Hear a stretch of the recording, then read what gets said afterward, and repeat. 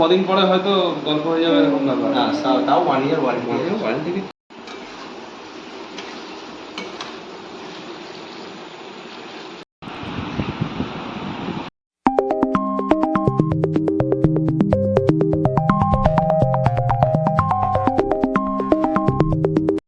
নমস্কার, আমি মৌমিতা।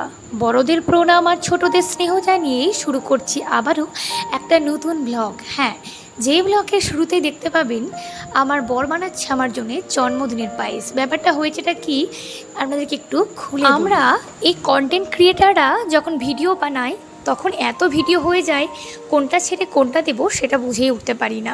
তার জন্যে এক গাদা ভিডিও জমে থাকে, আর যখন ফোনটা খুলি তখন বুঝেই পাই না কোন ভিডিওটা আপনাদের সঙ্গে শেয়ার করব। সে হয়েছে ব্যাপার।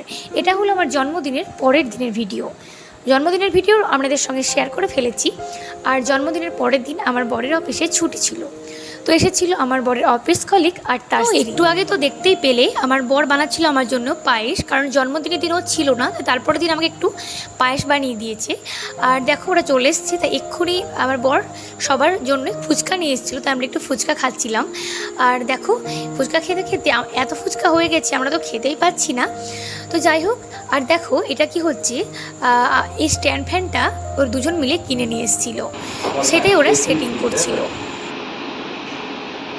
একই তো জন্য দিয়ে দেয়।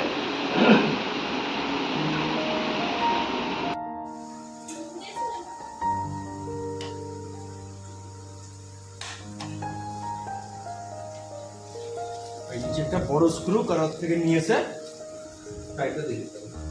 না এটা খুলবি বলছিস, খুলতে অনেক ঝামেলা, বহুত কষ্ট করে টাইট দিলাম। আর অপশন আছে তাহলে চামচ। তো এখন ফুচকার পর্ব শেষ, এখন আমরা দেখো কাজে লেগে পড়েছি রাত্রের যে আমরা খাবারটা করব।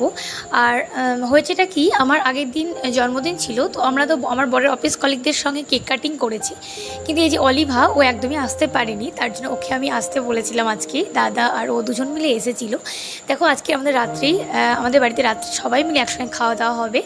আর ও তো দেখো আমার সঙ্গে রান্নায় লেগে পড়েছে। আমি তো বারবার করে বলছি, আমার এত খারাপ লাগছিল আমাদের বাড়িতে একদিন এসে ও দেখো রান্না করতে শুরু করেছে। কি রান্না যে আমার বাড়ি এসে রান্না করছে, আমি আমি পোলাও করছিলাম, ও করছিল একদমই কিন্তু চিকেন নয়, হয়েছিল কোয়েল পাখির মাংস। এ প্রথমবার রান্না করলো, কিন্তু খুব সুন্দর করেছিল, মানে আমি ফার্স্ট টাইম যেটা করেছিলাম তার থেকে আরও বেশি ভালো করেছিল। তো সবাই মিলে দেখো আমরা এখন খাওয়া দাওয়া করবো। অনেক তাড়াতাড়ির মধ্যে সব কিছু রান্নাবান্না কমপ্লিট করেছিলাম। তো দেখো বেশি কিছু একদমই করতে পারিনি, আমার তো খুবই লজ্জা লাগছিল।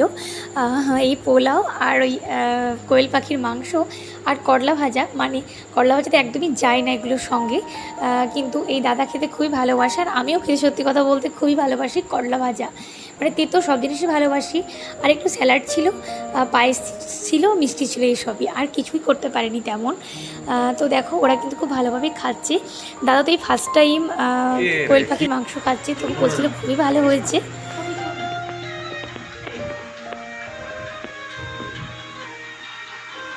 Chicken leg piece.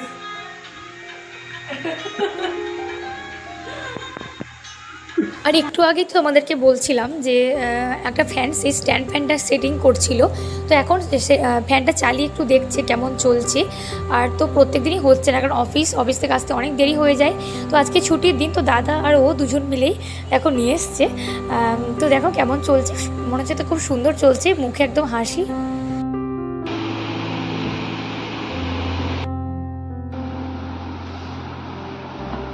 হচ্ছে না কেন?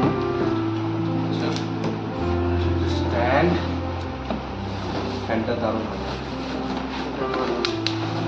এটা বোধহয় বাবা সবই সেট করতে হবে। তো আজকের ভিডিওটা এতটাই, কেমন লাগলো অবশ্যই কমেন্ট করে জানাবেন। ভালো লাগলে লাইক কমেন্ট শেয়ার করতে কিন্তু একদম ভুলবেন না, আর সাবস্ক্রাইব তো করতেই হবে। আর যদি আমার ভিডিওটা দেখে থাকেন ফেসবুক পেজ থেকে, তাহলে অবশ্যই পেজটাকে ফলো করে দেবেন। দেখা হচ্ছে খুব তাড়াতাড়ি। ধন্যবাদ।